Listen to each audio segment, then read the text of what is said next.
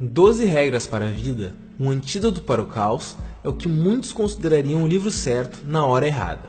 Ou seria essa a hora mais certa para corrigir os erros que tanto estamos cometendo? Lançado em meio a uma tempestade do politicamente correto, o autor Jordan Peterson enfrentou boicotes, censuras e protestos, mas conseguiu marcar a vitória da sabedoria sobre a histeria, estabelecendo seu best-seller mundial em primeiro lugar dentre os livros mais vendidos da Amazon. Um clássico instantâneo, 12 Regras para a Vida se mostrou um livro quase impossível de ser resumido de forma coesa e sem sacrificar nem a elegância nem o impacto de cada capítulo do livro. Mas o trabalho valeu a pena. O potencial desse livro de transformar e até salvar vidas não poderia passar em branco. Então, vamos às regras. 1. Mantenha a postura ereta com seus ombros para trás. Ainda que pareça uma regra inofensiva, esse provavelmente foi o capítulo mais polêmico do livro. A ideia é autodescritiva. Mantenha uma postura boa, confiante e que mostre que você está pronto para enfrentar desafios. Mas Jordan Peterson vai além. Ele usa lagostas como exemplo. As lagostas, quando entram em combate por abrigo, se levantam de forma que pareçam maiores, e essa mudança de postura faz com que elas liberem uma substância chamada serotonina. A lagosta vencedora segue com bons níveis de serotonina, mantém a sua postura confiante, protege o seu abrigo e garante o topo da hierarquia, sendo desejada pelas lagostas fêmeas e possuindo mais chances de vencer possíveis desafiantes caso entre em combate novamente. Por outro lado, a lagosta derrotada tem uma baixa no seu nível de serotonina, resultando em uma postura ruim e permanecendo derrotada para sempre. Caso entre em combate novamente, ela tem estatisticamente mais chances de perder. O mais incrível é que serotonina é uma substância também produzida pelos seres humanos e tem uma direta relação com a depressão. E mais, cientistas deram os mesmos antidepressivos usados em seres humanos para lagostas derrotadas. Isso aumentou suas produções de serotonina, fazendo com que elas corrigissem a postura e, consequentemente, voltassem a entrar em combate pelo topo da hierarquia. O que Jordan Peterson mostra aqui vai além da sua postura. Ele mostra que a hierarquia não é algo imposto pela sociedade ou pelo tão acusado patriarcado, mas sim algo inseparável e intrínseco à condição humana, algo que existe dentro das mais variadas sociedades, e buscar o topo dessa hierarquia é algo natural, uma vez que está diretamente relacionado ao nosso balanço químico. Se você está na parte inferior da hierarquia, como lagosta ou ser humano, a vida é mais difícil.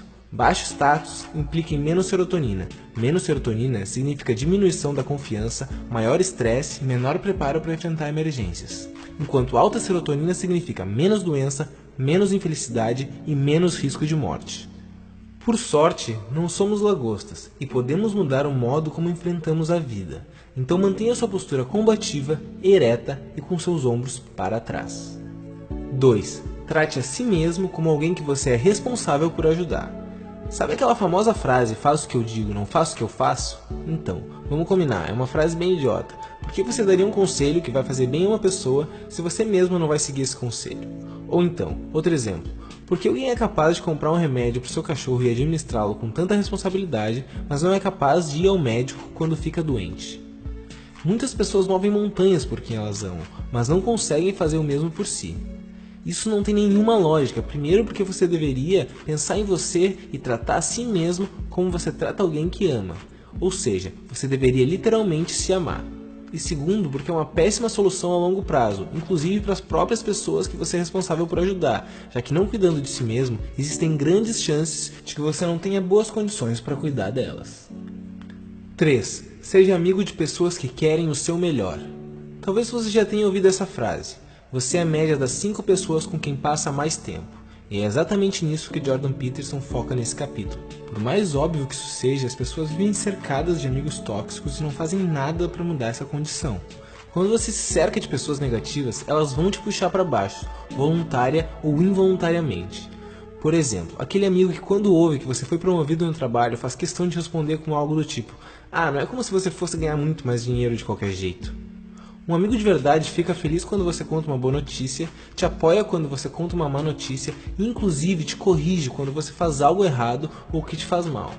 E consertar esse problema pode ser doloroso, mas é simples. Pense quais são os amigos que ficam tão felizes e empolgados quanto você quando você compartilha algo que te deixa realmente feliz. Esses são seus amigos de verdade. 4. Compare-se com o que você era ontem, não com o que outro alguém é hoje. Sempre vai existir alguém ao seu redor que é melhor do que você, mesmo em algo que você se considera muito bom. A distribuição de talentos não é igualitária. Isso fica ainda mais claro graças aos avanços da tecnologia que fazem com que nossos arredores se estendam por todo o mundo. Você é um ótimo violonista, aí entra no YouTube e vê uma criança de 4 anos tocando algo que você nem sonhava ser possível. A verdade é que cada pessoa tem uma série de características únicas e você não sabe quais são todas as características da outra pessoa. Você não sabe o preço que a outra pessoa paga por ser melhor que você em algo específico. Normalmente você assume automaticamente que, se ela é melhor que você em algo que você se considera bom ou que você admira, logo ela vai ser melhor do que você em tudo, mas isso não é verdade.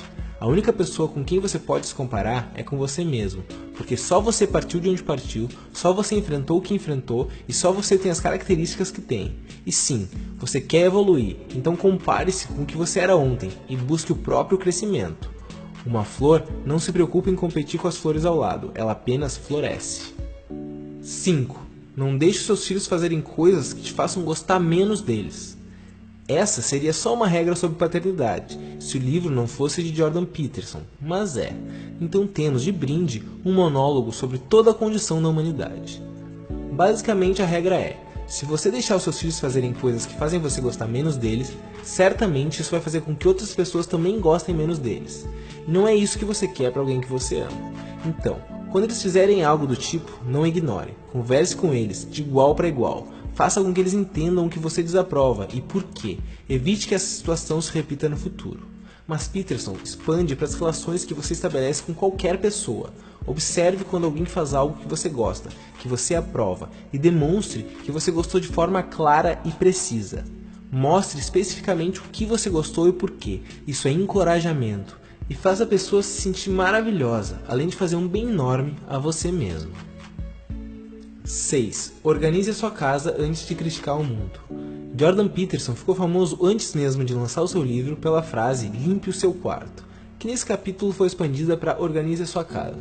A crítica é basicamente sobre quem reclama de um mundo injusto e desorganizado, mas não consegue sequer fazer a própria cama, ou basicamente uma metáfora para quem quer resolver todos os problemas do mundo, mas não consegue nem arrumar os problemas da sua própria vida.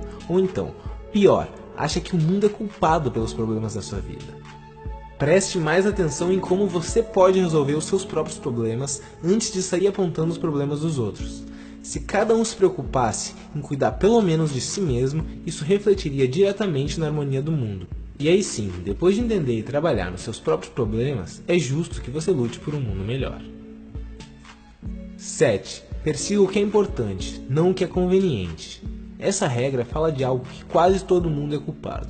Perseguir o que é fácil, ao invés de perseguir o que realmente importa.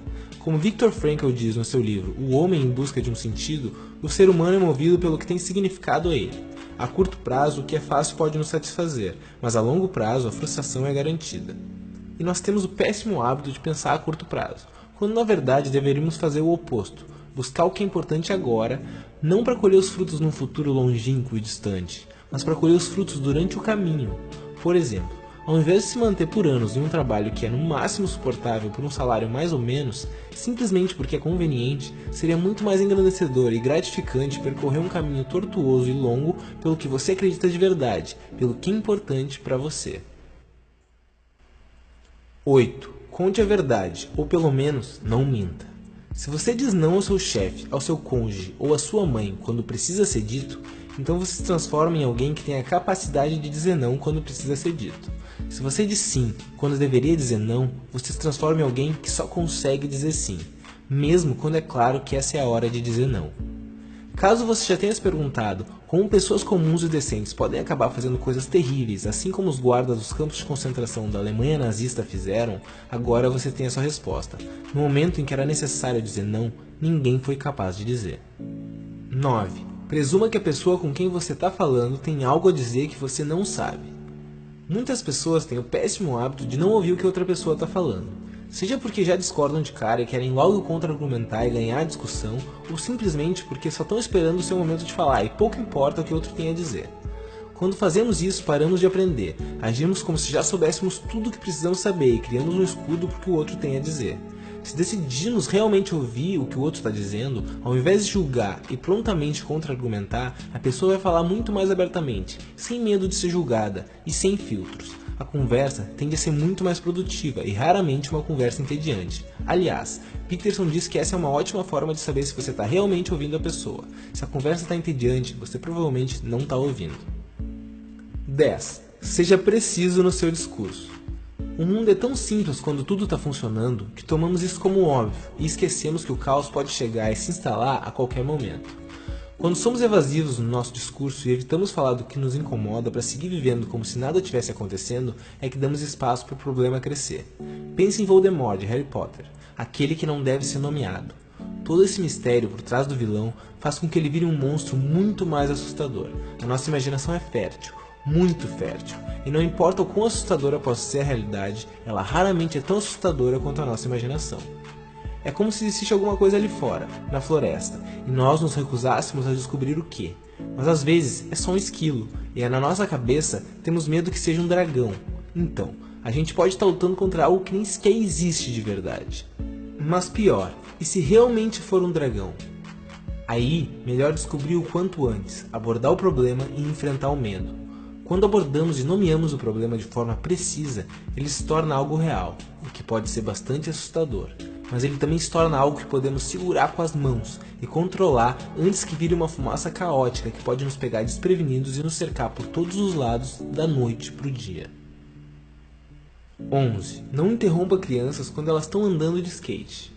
Obviamente, quando falamos de crianças, se existe um risco real de alguém sair seriamente machucado, você deve interromper. Mas fora isso, deixe as crianças competirem, ver quem pula mais alto, quem é mais rápido, descobrir do que são capazes. Nós gostamos de experimentar riscos na vida, gostamos do sabor do perigo, uns mais que outros, e crianças mais do que adultos. Elas estão recém experimentando o mundo. E é claro que é perigoso. Ser perigoso é o que faz ter graça.